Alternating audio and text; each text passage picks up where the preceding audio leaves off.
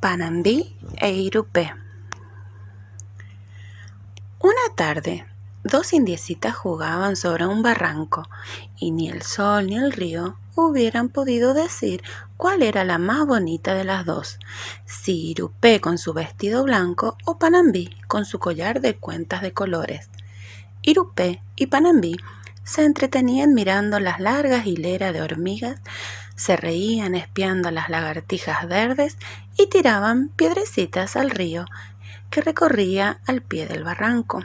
Así las dos indiecitas pasaban las horas bajo el sol de la siesta, hasta que Irupé, señalando con su dedito las ramas de un viejo árbol, exclamó: «¡Allí hay un nido lleno de pichones! ¡Vamos a verlos!». El árbol se inclinaba peligrosamente sobre el río, pero las indiecitas treparon por él de una rama a otra rama, hasta llegar al nido.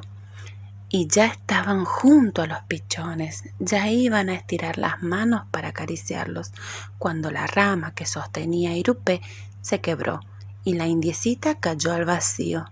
Panambí, al ver caer a su compañera, gritó: «¡Sálvala, Tupá!», porque Tupá era el dios de Panambí, y el dios Tupá la oyó, y así, antes que Irupé llegara al río, la transformó en una flor. La transformó en una flor blanca que cayó suavemente sobre las aguas y flotó sostenida por sus grandes pétalos. Panambí, desde el barranco, vio cómo Irupé se convertía en flor. Asombrada, descendió hasta la orilla del río, metió los piececitos en el agua y le dijo a la flor blanca: «Irupé, hermana, vuelve conmigo». «No puedo dejar el río», le contestó Irupé, «y tampoco quiero dejarlo. Me gusta flotar y quiero irme como una canoa sobre la corriente». Entonces Panambí, que no quería separarse de Irupé, le rogó: «Irupé, llévame contigo». Irupé cargó a Panambí sobre sus pétalos blancos, y el río condujo lejos, muy lejos, a las dos indiecitas.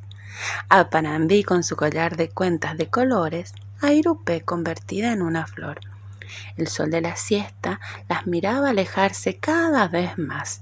Los sauces de la orilla le decían adiós, meciendo sus largas ramas, y los ceibos sacudían sus flores parecidas a pájaros rojos, y también las saludaban. Así llegaron hasta un recodo del río, y la corriente las empujó hasta la orilla. Allí, a la orilla del río, Irupé, la flor se adormeció, y Panambí, viéndola quietecita, no temió que pudiera despertarse, ni marcharse aguas abajo sobre la corriente. Así Panambí puso un piececito sobre la tierra y después su otro piececito, y se fue a curiosear el bosque de la orilla. En el bosque, las copas espesas escondían el cielo, las enredaderas colgaban de las ramas y muchos pájaros, volaban y cantaban. Sí, muchos pájaros volaban y cantaban allí, porque aunque Panambí no lo sabía, aquel era el bosque del pombero de largas piernas, del pombero de barba y bastón, del pombero que sale a la siesta a robar y a llevarse los indiecitos que persiguen a los pájaros. Panambí anduvo mucho rato por el bosque, y andando, de pronto se vio frente a un picaflor. La indiecita nunca había visto antes un pájaro así, y deslumbrada por su plumaje de brillantes colores, extendió la mano y corrió tras él queriendo atraparlo.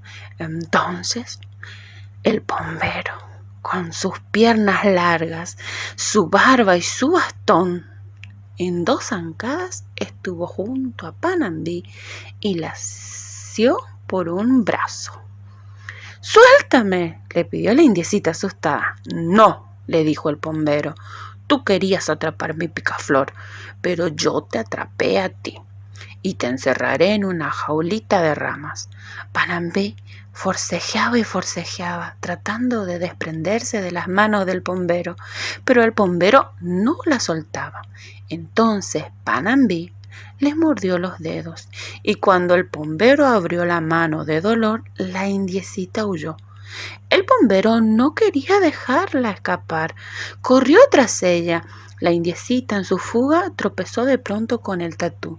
El tatú dejó de escarbar la tierra con sus fuertes uñas y miró a la niña. «Protégeme, padre tatú», rogó Panambí. El tatú rozó un pie del bombero con sus uñas y le dijo: «Déjala ir». Deja ir a la indiecita. Pero el bombero no lo escuchaba. «Déjala ir y cantaré para ti con mi guitarra», insistió el tatú. El tatú, cuando quiere, es un buen cantor. Nadie puede negarse a escucharlo. Por eso el bombero tampoco se negó.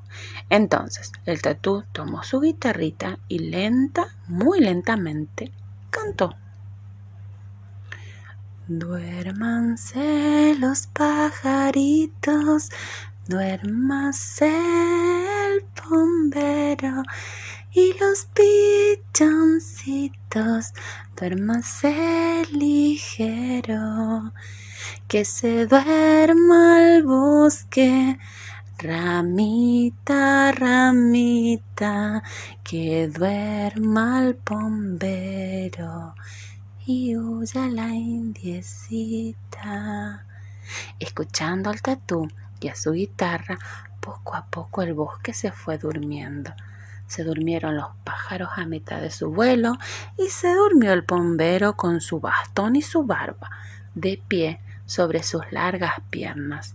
Entonces el tatú le dijo a Panambí: «Corre, corre, Panambí, huye antes de que el bombero se despierte. Pero huye por el río, porque si vas por el bosque, el bombero te alcanzará». Panambí corrió y corrió. Corriendo llegó a la orilla del río, pero una vez allí no encontró a Irupé. «Irupé, Irupé», llamaba la indiecita, «ven a buscarme, que me alcanzará el bombero». Pero Irupé la flor no la escuchaba, porque la corriente la había arrastrado río abajo, lejos, lejos, lejos. Entonces Panambí se dijo: «Sin Irupé no puedo huir por el río, y si trato de huir por el bosque me atrapará el bombero. Me iré por el aire». Panambí agitó y agitó sus bracitos como si fueran alas. Los agitó y los agitó hasta que sintió que toda ella se empequeñecía y podía volar. Entonces su collar se rompió y las cuentas de colores tiñeron sus alas. Panambí fue la primera mariposa. Panambí la mariposa buscó durante mucho tiempo a Irupé. Volando y volando, se detenía en una flor y en otra flor y les preguntaba: «¿Viste a Irupé? ¿Viste a Irupé?». Y ninguna flor sabía contestarle. Las mariposas que llegaron después de Panambí también se detenían en una flor y en otra flor y les preguntaban: «¿Viste a Irupé? ¿Viste a Irupé?». Entre tanto, allá lejos, Irupé, con su traje de pétalos blancos, flotaba en las aguas y perfuma el río. Ahora sí, el fin. Espero que les haya gustado el cuento y no se burlen de mi voz. Besitos.